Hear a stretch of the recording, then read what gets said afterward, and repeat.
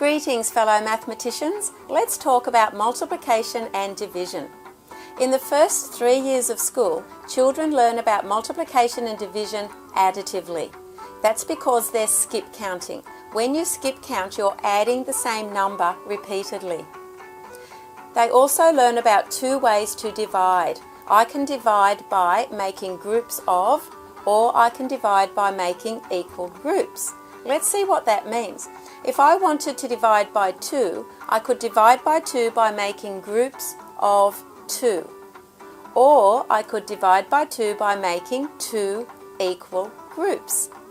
Children develop deep understanding of these 2 ways to divide, recording the same number sentence for both ways, and explaining their number sentences. So, for example, if I divide by 2 by making groups of 2, I could say, for example, I started with 6, I divided them into groups of 2, and I found that that made 3 groups.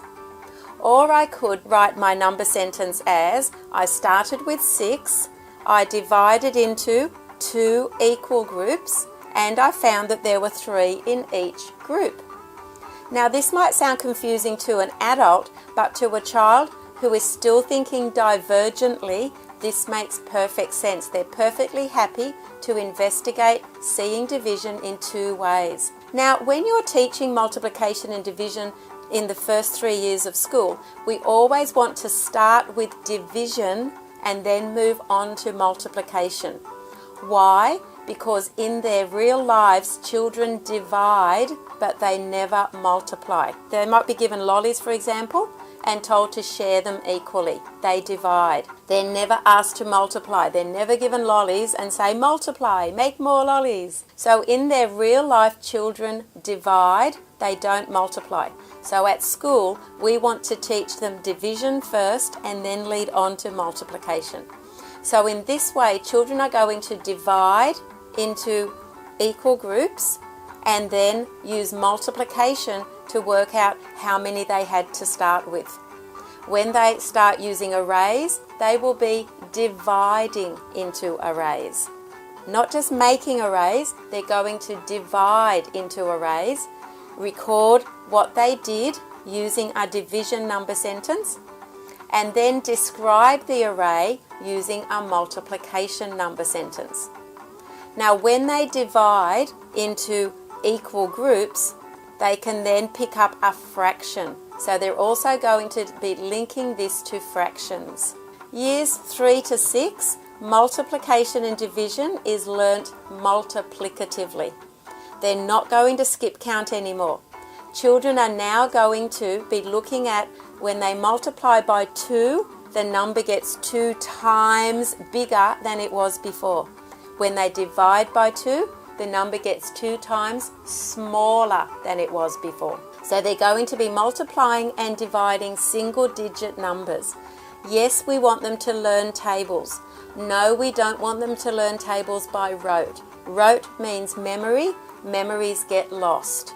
Learning tables through properties and relationships means that you build new neural pathways which never go away.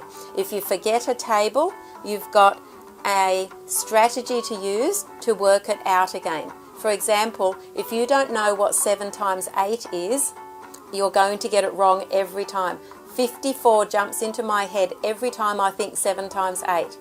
Now, I know it's not right because of my experiences, but nothing else jumps into my head. So very, very quickly, I do 7 sevens are 49. If I add another 7, it's going to end in 6, which means it's going to be 56. Now, I can do that very, very quickly, and this is what we want children to develop their capacity to do as well. We want them to use properties and relationships. I just used the relationship between 7 times 7 and 7 times 8 to work out a table I didn't know, and I used the distributive property. The distributive property means that we can break numbers up, distribute the number over addition. So for example, if I was multiplying, say, 2 times 8, and I didn't know what 2 times 8 was, I'm not going to skip count, because that's not going to help me when I need to work out 2 times 18 or 2 times 48. So I'm not going to skip count. I could partition the 8 into two numbers that I can multiply by 2. So I know 2 5s and I know 2 3s. So I can do 2 times 5 is 10, 2 times 3 is 6, 10 and 6 is 16. Now if I ever forget what 2 times 8 is, I now have a neural pathway that has a strategy to work it out. You can then use those multiplication facts to help you to divide using preferred multiples. So for example, I don't know what 18 divided by 2 is, but I can partition the 18 into say 10 and 8. I can do 10 divided by 2 is 5, 8 divided by 2 is 4, 5 and 4 is 9. Now if I ever forget what 18 divided by 2 is, I can use the neural pathway that I've made with my strategy to work it out very quickly, very efficiently. In this way, over years 3 and 4, children will learn tables, but not by rote, and they can be investigating multiplication of a single digit number by a 2-digit number at the same time. Because if I can partition 8 into 5 and 3 to multiply it by 2, I can multiply 38 into 30 and 8 to multiply it by 2.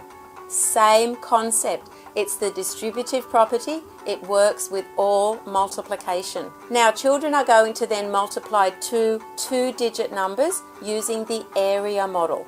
Not using the algorithm straight away, the area model. The area model allows them to see the size of the numbers that they end up with. They're going to investigate divisibility tests to find out how they can know whether a number is divisible by 2 or 3 or 4 or 5 or 6 or 8 or 9 without having to do the division. But they're going to investigate, so again, building neural pathways so they'll never forget. They're going to divide the remainder that they had in year 3 and 4. When they divide, if they have a remainder, they record it as a remainder. In year 5 and 6, they're going to divide the remainder as well to create a fraction. We're not just going to give them a rule about put the remainder over what you divided by. I've seen children do that, and when I've said, have you created a fraction, they say no. So we want them to know that the way that they ended up with a fraction was because they divided the remainder, what they were dividing by as well. So if my remainder was 1, I can divide that by 2, which will give me a half. They will also begin to investigate that division is actually multiplication by a fraction. What this means is that you would have noticed before that we were actually using the distributive property when we divided as well. When we partitioned the 18 into 10 and 8 and then divided 10 by 2 and 8 by 2, that's the distributive property. But technically division is not distributive.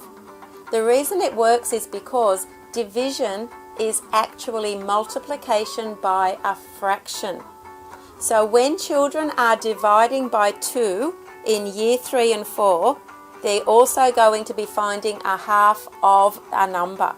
So 18 divided by 2, they're going to record as a half of 18. Now in year 5 and 6, they're going to start investigating that of means they're multiplying. Let's work out why. We don't just want to tell them that of means multiply, because it doesn't. The reason that we're multiplying by the fraction is because if I have 2 times 8, I'm making 8 2 times bigger than it was before. If I've got a half times 8, that means that I am making 8 a half times as big as it was before. A half of 8.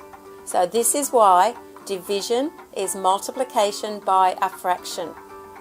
We also start looking at common factors and prime factors, and we start using them to make division easier. So if I've got, say, 16 divided by 4, that's the same as 8 divided by 2, because I divided both of them by the same factor, by a common factor. Children will then go on and multiply and divide decimals which they will find, because of place value, is exactly the same as multiplying and dividing whole numbers. They're not going to use an algorithm to do that. By the time we were dividing decimals when we were in school, we probably used an algorithm. We want children to divide and multiply decimals using place value so that they get a real sense of how big these decimals are.